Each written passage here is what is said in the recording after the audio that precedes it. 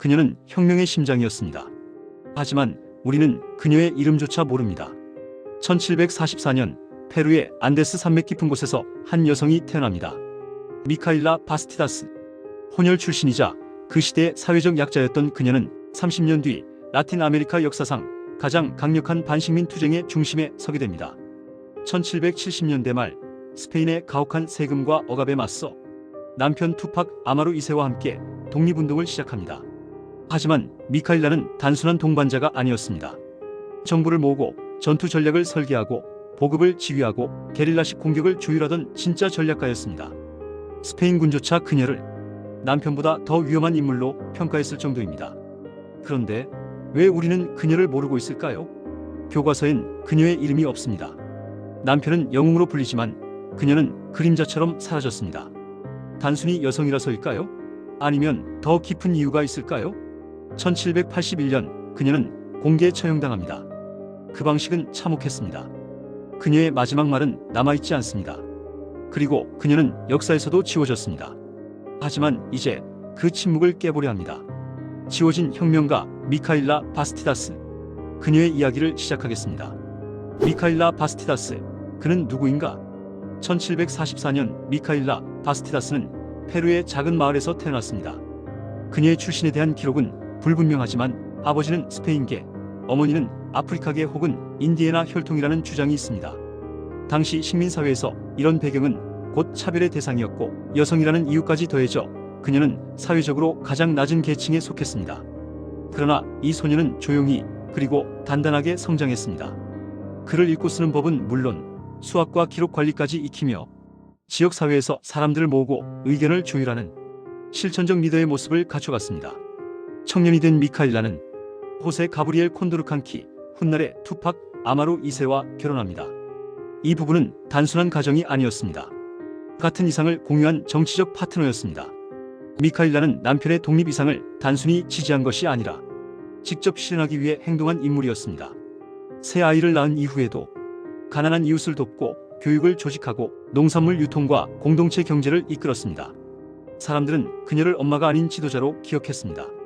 혁명이 일어나기 전부터 이미 그녀는 변화를 만들어내고 있었습니다. 혁명의 중심. 1779년 스페인 제국은 페루 전역에서 세금과 노동 착취를 더욱 강화했습니다. 가혹한 미타 제도, 원주민 학대, 자원의 무분별한 약탈. 분노는 끌어올랐고 결국 1780년 폭발합니다. 투팍 아마루 2세와 미카일라 바스티다스 부부는 무장 봉기를 선언합니다. 그런데 많은 분들이 모르는 결정적 사실 하나가 있습니다. 그 반란의 핵심 기획자는 바로 미카일라였습니다. 그녀는 단순히 남편을 따르던 인물이 아니었습니다. 군 자금 조달, 정보 수집, 병력 배치, 후방 물자 수송까지 전쟁의 실질적 운영은 대부분 그녀의 손에서 이루어졌습니다. 작전 회의에서 그녀의 목소리는 언제나 중심이었습니다. 그녀는 전략가였습니다. 지형을 분석하고 지역 저항군과 협력하며 전투 계획을 설계하고 실패한 작전을 재구성했습니다. 때로는 철수 시점을 남편보다 더 빠르게 판단했고 사기가 떨어진 병사들을 재조직하며 전열을 유지했습니다. 스페인군은 그녀를 반란의 진정한 두뇌라 불렀습니다.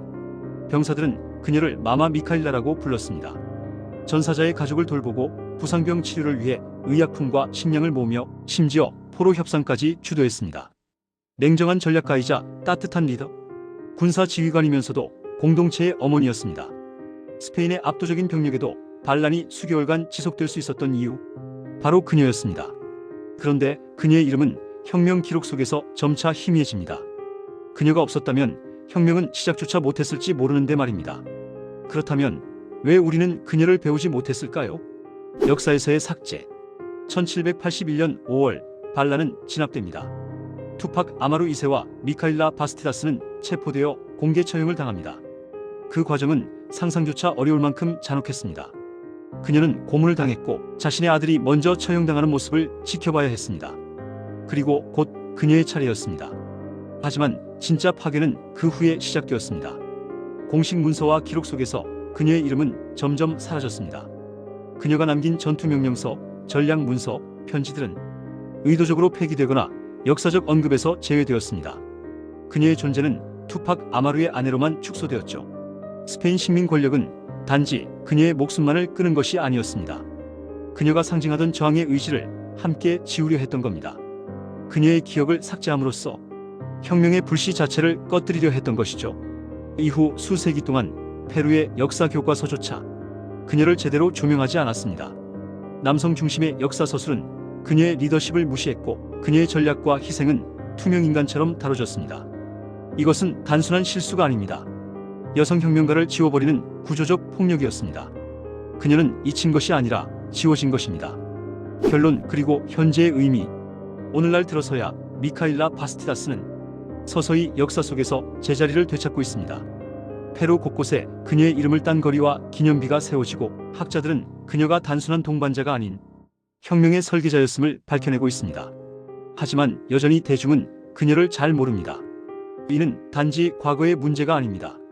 지금도 수많은 여성들의 리더십이 여전히 보이지 않는 자리에 머물고 있기 때문입니다.